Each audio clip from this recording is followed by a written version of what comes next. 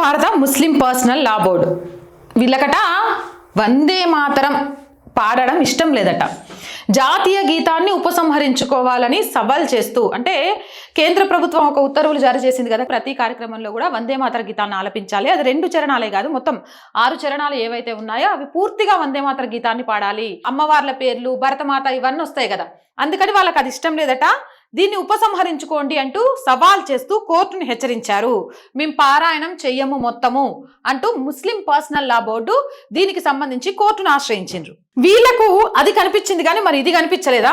మహారాష్ట్రలోని యవత్మాల్ జిల్లాలోని ఉమేర్ఖేడ్ ప్రభుత్వ ఉర్దూ పాఠశాల వార్షికోత్సవంలో ఏ మర్ద్ ఏ ముజాహిద్ తేరీ యల్గర్ కహాన్ హై, ఇది పాకిస్తాన్ యుద్ధం కాలం నాటి పాట. యల్గార్ అనే పదం, ఈ పదం ఆకస్మిక సైనిక దాడి, యుద్ధ సన్నద్ధతను సూచిస్తోంది. పాకిస్తాన్ ని ప్రేమిస్తే వీళ్ళకి ఎలాంటి నష్టము కాదు, కష్టము కాదు. వందే మాతరం పాడండి రాబాయ్ అంటే 48 గంటలు కాకుండా కోర్టు మెట్లెక్కేసిండ్రు.